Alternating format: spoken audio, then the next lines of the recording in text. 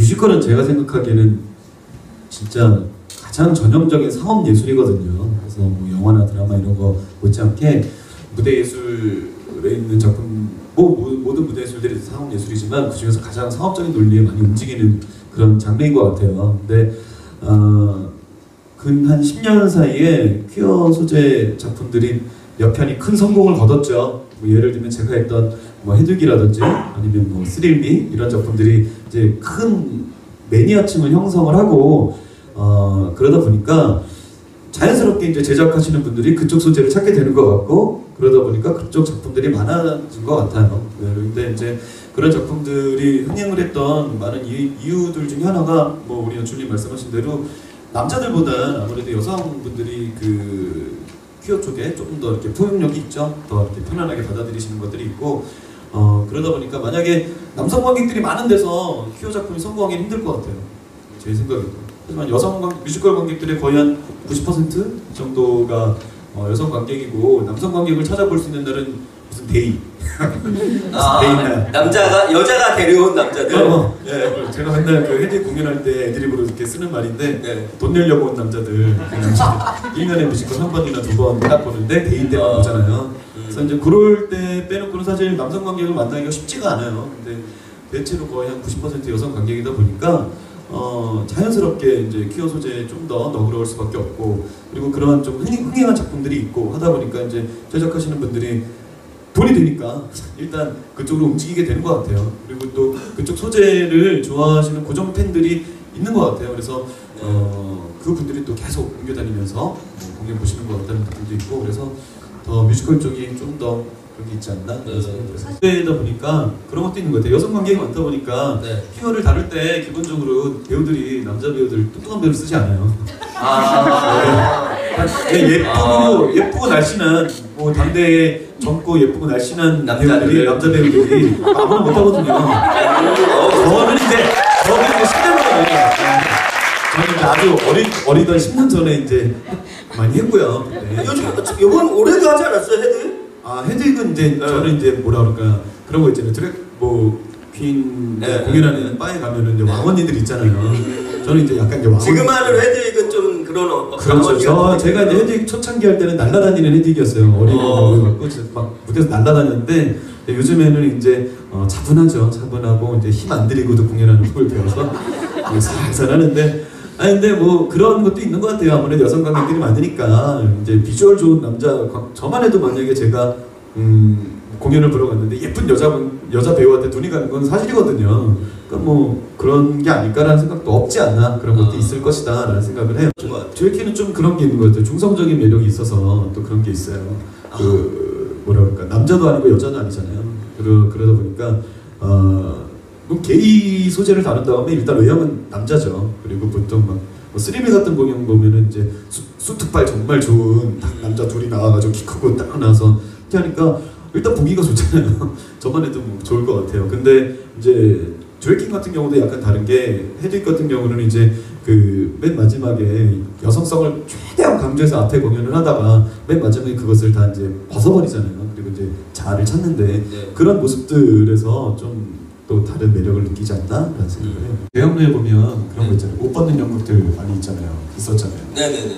그런 거 그 대학로의 옷 벗는 연극 주변에 편의점에 그렇게 아저씨들이 많아요. 넥타이 부들이. 네, 그래서 티켓 오픈하고 이제 무대 객석 오픈할 때 그때 되면 그 근처에 이렇게 옛날에 이제 뭐 담배 피고 이러던 시절에 담배 피고 뭐 거기서 커피 편의점 안에서 커피 드시고 이러시던 분들이 이렇게 서성서성해서 뭐 관객이라고 전혀 생각할 수 없죠. 근데 거기 갑자기 문을 딱 여는 순간 그분들이 줄을 쭉 서서 수르륵 들어가요. 그쪽으로만? 네. 정말 대부분 남자 관객분들이 많이 들어가시고 아니면 뭐 아줌마 관객들도 많고 이런데 이제 그렇다고 얘기 들었어요. 저도 본 적은 없는데 그래서 우르르 들어갔다고 하더라고요. 근데 그런 것 같아요. 저는 그냥 이성애자 전형적인 이성애자 남자이기 때문에 저보고 레즈비언 주제를 다룬 공연을 만약에 볼래? 라고 물어보면 일단 모든 남자들 다 100% 그렇게 물어볼 것 같아요. 예뻐? 예쁜 여자가 주인공이냐? 예뻐? 이럴 것 같아요. 그렇지 않고서는 그거에 대한 뭐 관심이나 이런 걸 갖지 않을 것 같아요. 정말로. 예를 들어서 진짜 뭐 되게 남성성지 등치 큰 여자와 예쁜 여자의 뭐 사랑 이야기다. 레즈비언 얘기인데 별로 보고 싶지 않을 것 같아요. 아, 네. 그냥 제 이성애자 입장에서 제가 뭔지 알 것 같아요. 네. 그런데 만약에 정말 둘이 예쁜 여자가 나와, 예를 들어서 둘 다 예쁜 여자, 여성성만 갖고 있는 예쁜 여자 여자들. 둘이 나와. 그러면 그래? 그걸 한번 생각해 볼 여지가 생길 것 같아요.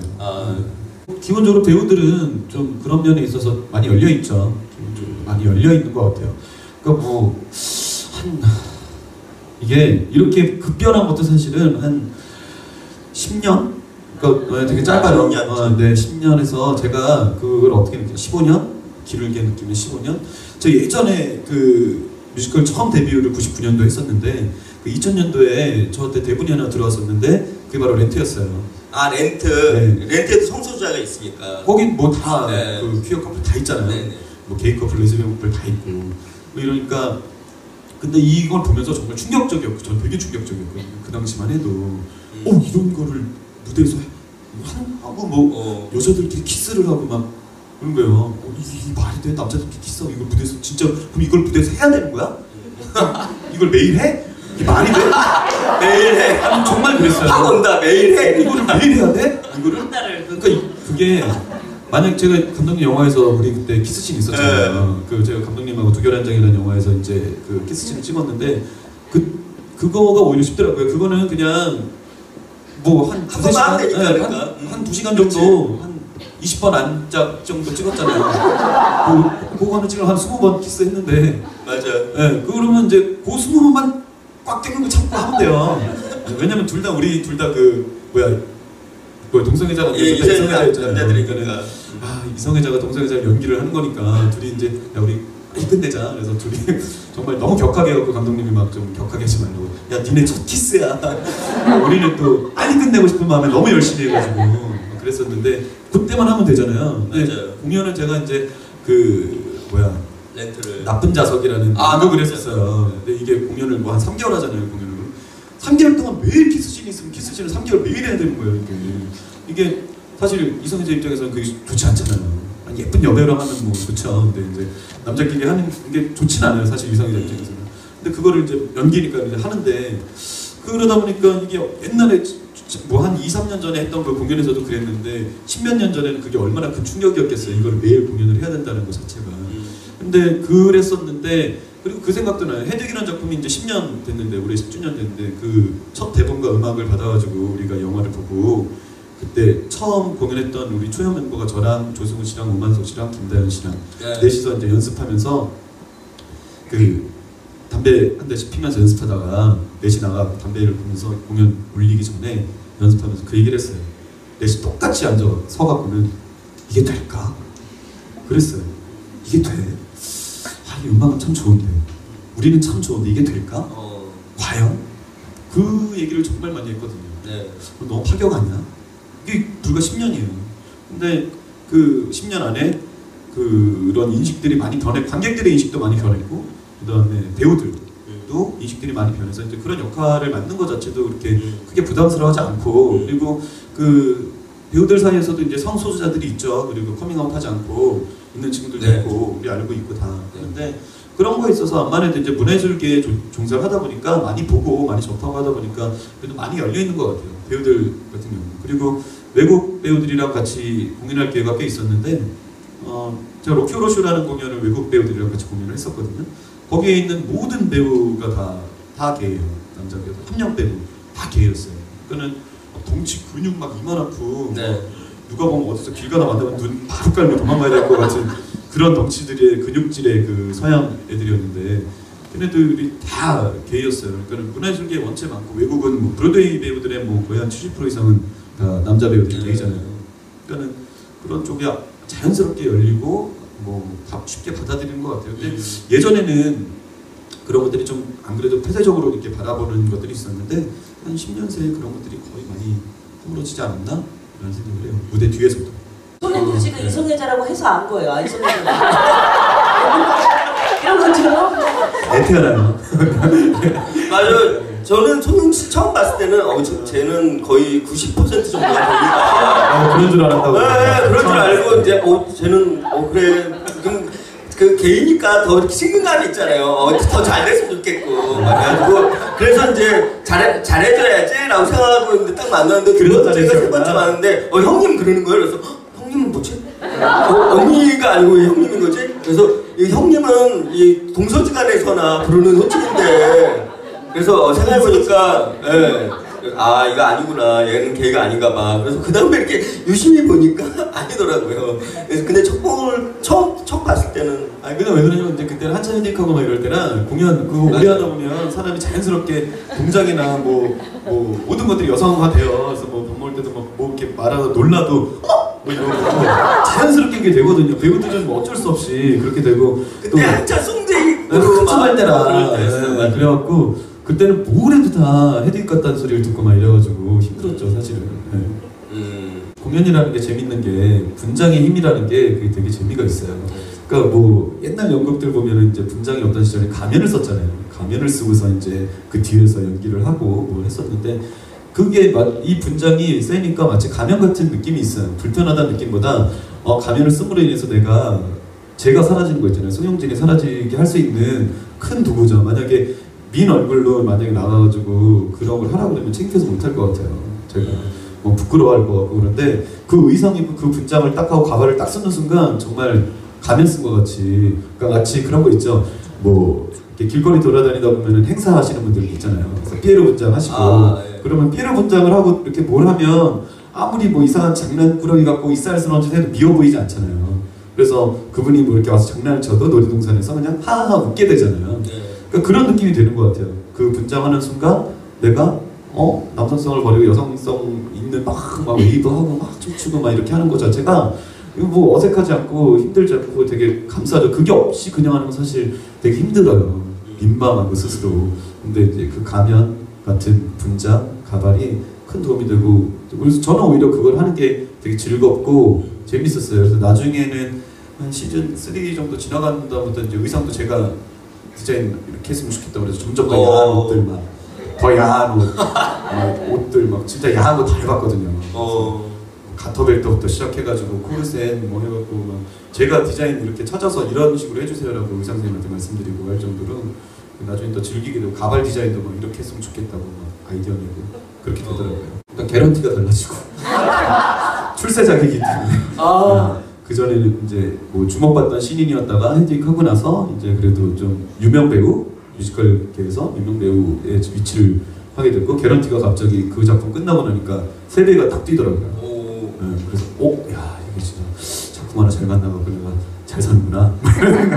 근데 농담이고요. 근데 그런 것들이 있었는데 제가 기본적으로 헤딩을 한 작품은 제가 배우로서 저 스스로의 정체성을 좀 인정을 하게 된 그 작품이에요. 그 전만 해도 저는 음악 활동도 계속 하고 있어서 뮤지션으로 사는 게 내 주고 이 뮤지컬 활동을 또 뭔가 약간 서브 같은 느낌으로 이렇게 항상 해왔었거든요. 헤딩이라는 작품을 2005년에 하면서 그때 내가 이제 배우구나 라는 생각을 스스로 하게 됐던 것 같아요. 내가 배우임을 인정하게 된 작품이에요. 스스로. 왜냐면 모놀로그니까 2시간 정도 되는 시간을 혼자 무대에서 그걸 다 책임을 져야 된다는 게 사실 쉬운 일은 아니잖아요. 근데 무대의 무서움, 무대의 소중함, 무대의 고마움 이런 것들을 다 느끼게 해준 작품이어서 헤딩은 저희 인생의 전환점이 된 작품이죠. 헤딩을 제가 좋아하게 된 시점이 제 인생 제일 밑바닥 치던 시절이어가지고 그때 헤딩을 만나서 사실은 그 작품이 주는 이상한 위로의 힘이 있어요. 네. 근데 그 작품, 그 영화를 보고 처음에 저는 되게 위로를 받았고 그래서 그 작품에 매니아로 살다가 막 존 카메론 미첼 팬클럽 이런 거 다음 카페 가입하고 헤딩 공연하기 전에 네, 영화 이제 할 때 헤드헤즈가 됐었죠. 헤드헤즈 카페들이 있었어요. 그래서 카페 들어가서 막 글 남기고 막 그랬었거든요. 근데 이제 존 카메론 미첼 너무 사랑해요, 좋아요. 그래서 존 카메론 미첼 너무 좋아해서 한국에서 만나서 울었잖아요.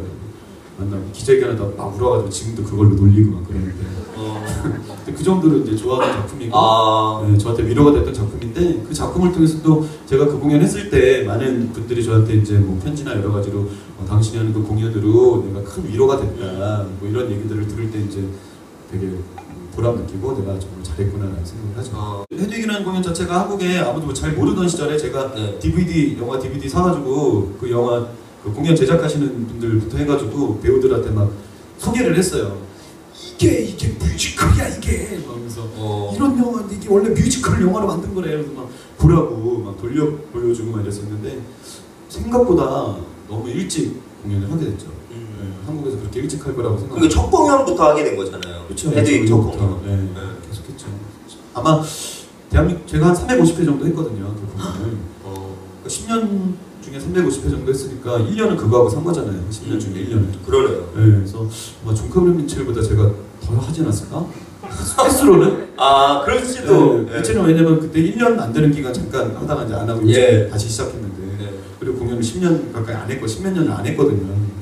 그래서 10년 동안 꾸준히 해서 회차로는 아마 세계에서 제일 많이 하지 않았을까라는 생각이 들어요. 그럴 수도 있겠어요.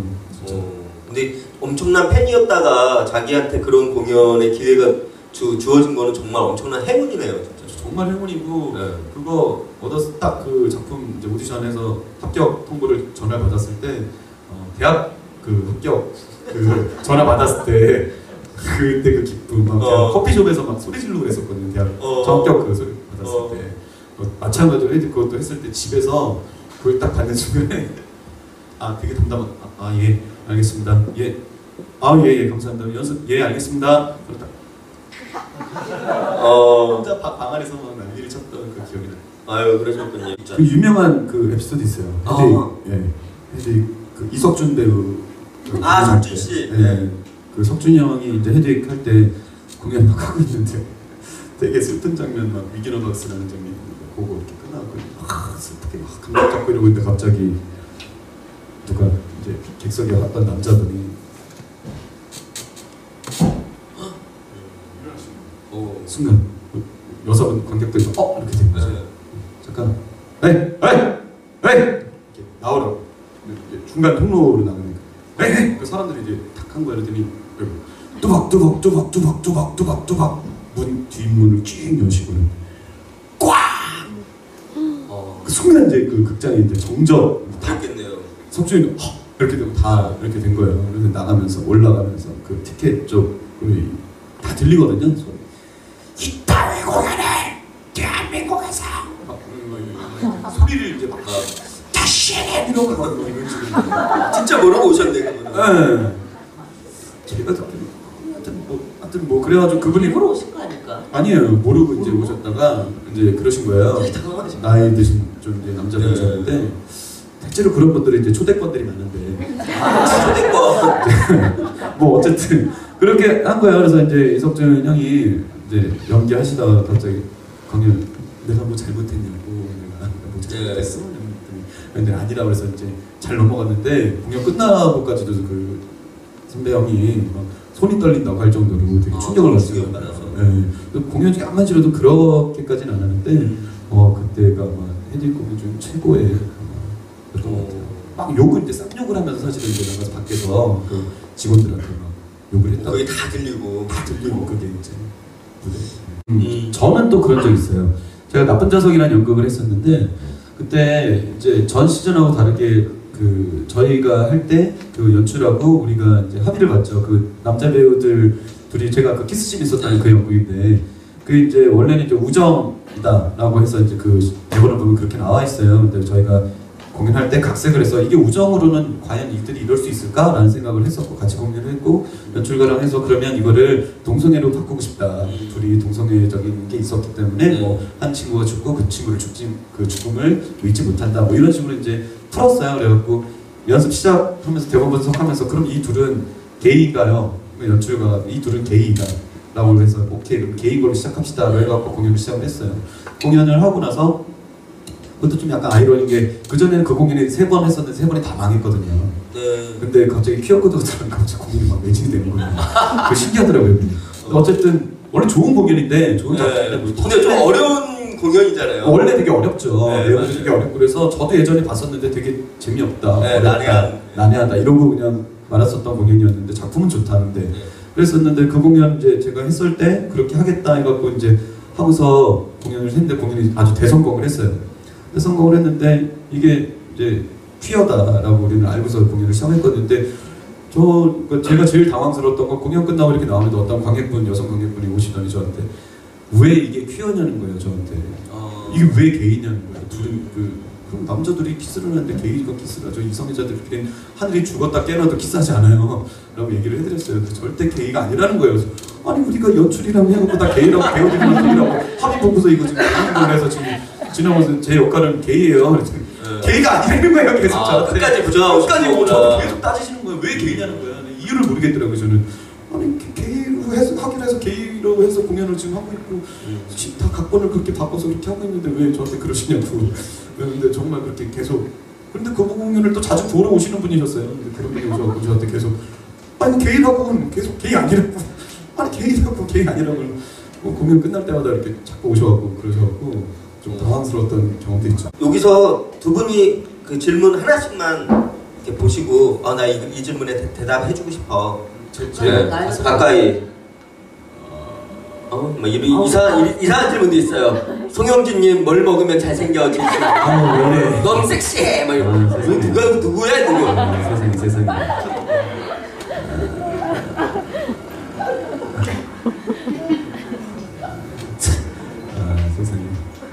그래도 여러 개가 있어요. 그 중에 하나만 골라서.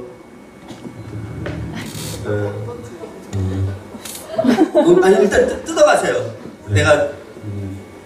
내가 대답해주고 싶다. 그래 이거 뜯지 마. 뭘 먹으면 잘생겨지나 이거.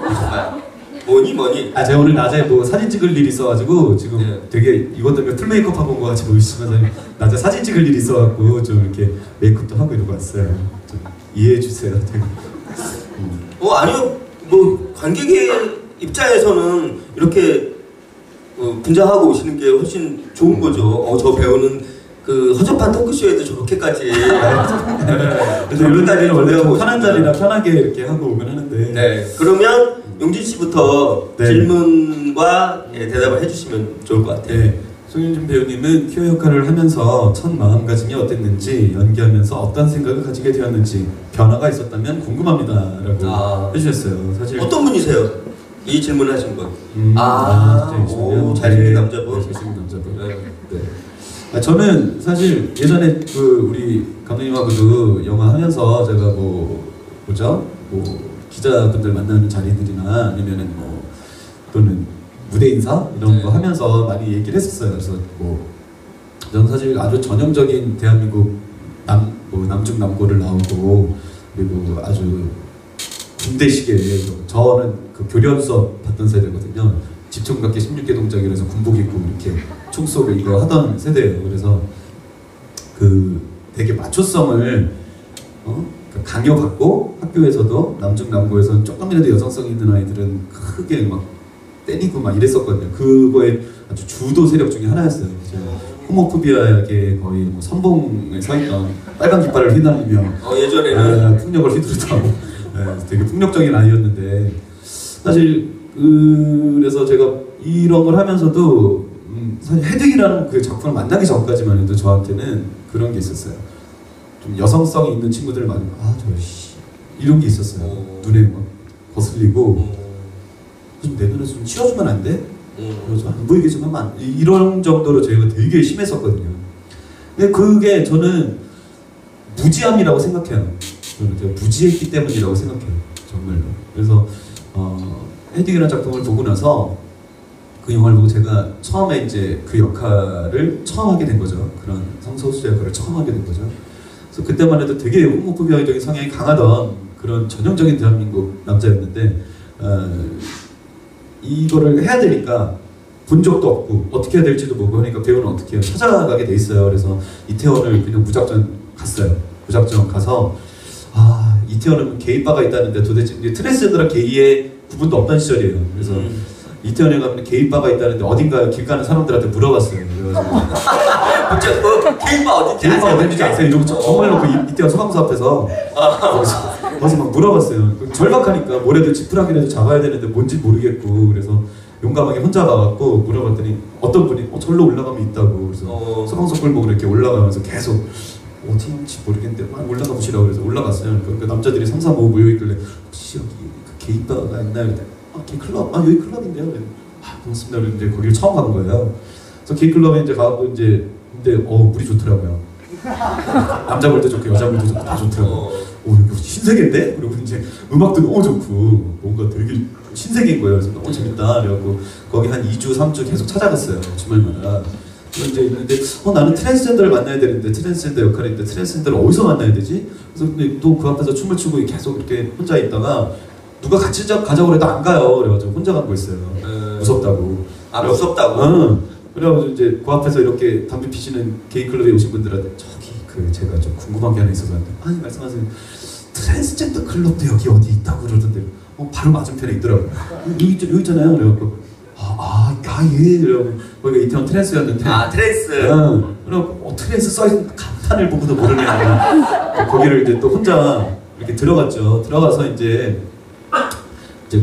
되게 무서웠어요. 처음엔 저도 막 무서운 마음에 막 덩치 큰 이상한 언니들이 드래그를 하고서 저한테 막 오빠 왔어요. 그러면서 막 무섭세요. 그러면서 막 이렇게 하면서 그리고 이게 뭐지? 막 이러면서 혼자 저 구석에 앉아갖고 드래그 이슈하는 걸 보고 이게 또 있구나. 막 이런 걸 이제 알게 된 거예요.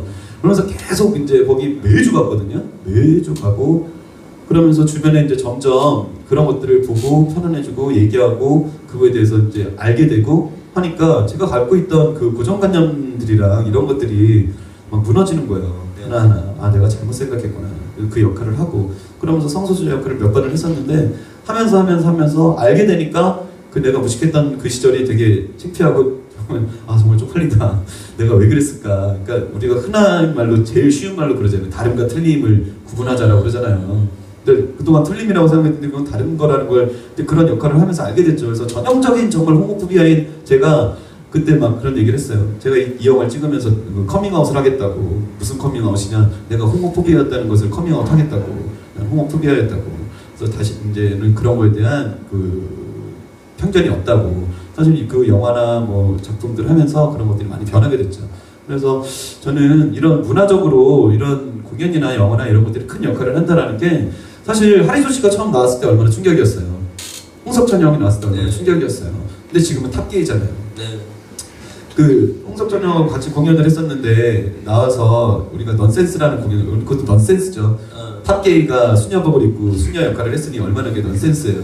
근데 정말 넌센스라는 그 공연을 할 때 홍석천 형이 그 관객석에 이렇게 내려가서 이렇게 분위기 띄우는 뭐 이런 걸 할 때 나 탑게이 뭐 이런 얘기 하면 그 관객들이 엄청 좋아해요. 그런 것들을. 그러니까 그게 그런 문화를 통해서 사실은 그런 편견들이나 이런 걸 좀 없앨 수 있는 게 아닌가. 그래서 공연이나 영화나 이런 것들을 통해서 좀 인식을 변화시켜 주는 게 좋은 것 같고 우리 남양철님 하시는 것 같이 그게 청소년 때 깨지는 게 가장 또 좋겠죠. 왜냐면 저도 청소년 때 그렇게 교육을 받았기 때문에 잘못된 거라고 그 병이라고 이렇게 저는 교육을 받았기 때문에 그렇게 생각했던 거였는데 아니라는 걸 알고 나서는 그런 생각이 없어졌잖아요. 그러니까 우리가 하는 게 뭐 저는 성소수자는 아니지만 그런 거에 대해서 이렇게 하는 거에 대해서 전혀 이제는 거리낌이 없고 그러니까 이런 자리에 나와서도 이렇게 말씀을 편하게 여러분들하고 만나는 거고 그런 것 같아요. 그래서 이런 문화 행사들이 되게 좋다라는 생각을 해요. 뭐 근데 사실 역할이 중요한 게 아니라 그것이 퀴어인지 뭐 게이인지 이게 중요하진 않은 것 같아요. 저한테는.